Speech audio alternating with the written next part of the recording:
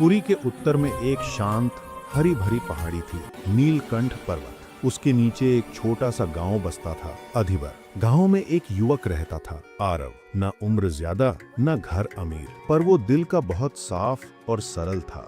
आरव बचपन से जगन्नाथ जी को अपना मित्र मानता था। वो कहता, मंदिर जाऊं या ना जाऊं, मेरे दिल में तो जगन्नाथ हर वक्त मेरे साथ है। लेकिन जीवन आसान नहीं था। उसके पिता का देहांत जल्दी हो गया, माँ बीमार रहने लगी, घर की सारी जिम्मेदारी उसके कंधों पर आ गई। फिर भी हर सुबह आरव पहाड़ी के पीछे बहती छोटी नदी के किनारे बैठकर जगन्नाथ जी से बातें करता, जैसे दो मित्र बातें करते हों। एक दिन सब बदल गया। माँ की बीमारी बढ़ती ही जा रही थी। गांव में कोई डॉक्टर नहीं, दवाई नहीं। आरव चिंता में डूब गया। एक शाम माँ ने उसे पास बुलाकर कहा, बेटा, अगर मैं चली भी जाऊं तो प्रभु से शिकायत मत करना। जो भी होता है वही सही होता है। आरव की आंखों में आंसू थम ही नहीं रहे। रात को वो नदी किनारे गया और टूटकर बोला, प्रभु, अगर मैं आपका सच्चा भक्त हूँ तो मेरी माँ को बचा लो। लेकिन ना आकाश फटा न चमत्कार हुआ। उसे लगा जैसे कुछ सुनाई ही नहीं दे रहा। वो पहली बार अपनी ही भक्ति पर शक करने लगा। उस रात जोरदार बारिश हुई। हवा इतनी तेज थी कि पेड़ झुक गए। गांव में बिजली नहीं, दीपक भी बुझ गए। अचानक माँ की हालत बहुत खराब हो गई। वो सांस लेने में संघर्ष कर रही थी। आरव भागकर बाहर आया, कोई मदद करो, कोई।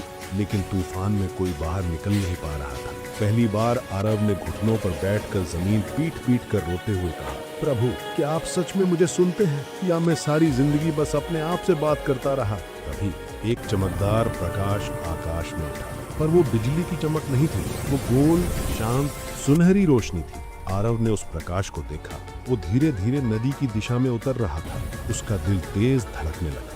प्रकाश नदी के ऊपर ठहर गया। पानी शांत हो गया। बारिश वहीं रुक गई जैसे समय थम गया हो।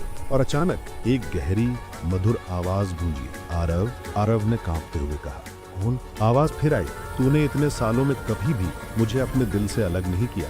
मैं क्यों तुझे अकेला छोड़ूंगा? प्रकाश और गहरा हुआ और उसके भीतर से प्रकट हुए जगन्नाथ जी। वही बड़े गोल नेत्र, वही शांत मुख, वही दिव्य तेज। आरव स्तब्ध था। उसके होंठ कांप रहे थे। वो बोला, प्रभु, आपने मेरी पुकार सुनी? जगन्नाथ जी मुस्कुराए, मैं तो तुझे हर दिन सुनता हूँ, लेकिन आज तेरी पुकार में दर्द नहीं, सच्चा समर्पण था।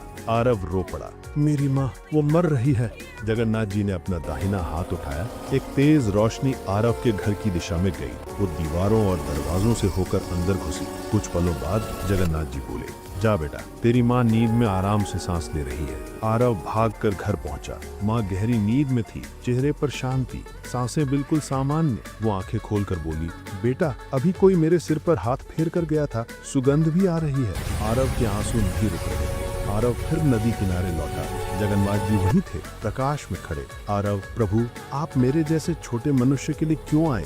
जगन्नाथ जी, किसी भी इंसान का दिल अगर सच्चा हो तो वो हमारे लिए सबसे बड़ा मंदिर होता है। आरव बोला, क्या मैं कभी पुरी जाकर आपको वहीं देख पाऊंगा? जगन्नाथ जी ने कहा, जब तू मुझे मन से बुलाता है मैं तेरे पास आ जाता हूँ। यहाँ तेरे दिल में जो प्रेम बहता है उसे दूर के मंदिरों की जरूरत नहीं। धीरे धीरे प्रकाश कम होने लगा। जगन्नाथ जी नदी के ऊपर खड़े मुस्कुराए, तेरी माँ अब सुरक्षित है और तू भी, याद रखना, जहाँ प्रेम है वहीं मैं हूँ। फिर वे प्रकाश में विलीन हो गए। बारिश पूरी तरह थम गई। आकाश साफ हो गया और हवा में सूक्ष्म सी चंदन की खुशबू फैल गई। गांव वाले जब बाहर निकले तो नदी के किनारे की मिट्टी पर 3 दिव्य चिन्ह बने मिले, चक्र, शंख और गदा। सब समझ गए कि रात को चमत्कार हुआ है। आरव ने अपनी माँ को गले लगाया और कहा, माँ, जगन्नाथ कोई दूर नहीं, वे यहीं हमारे बीच हैं। भगवान को बड़े मंदिर नहीं, सच्चे दिल चाहिए। जब समर्पण पूर्ण होता है तब चमत्कार दूर नहीं होते। माँ की सेवा और भक्ति दोनों जगन्नाथ के सबसे प्रिय हैं। कोई भी भक्त छोटा नहीं और किसी की पुकार अनसुनी नहीं रहती।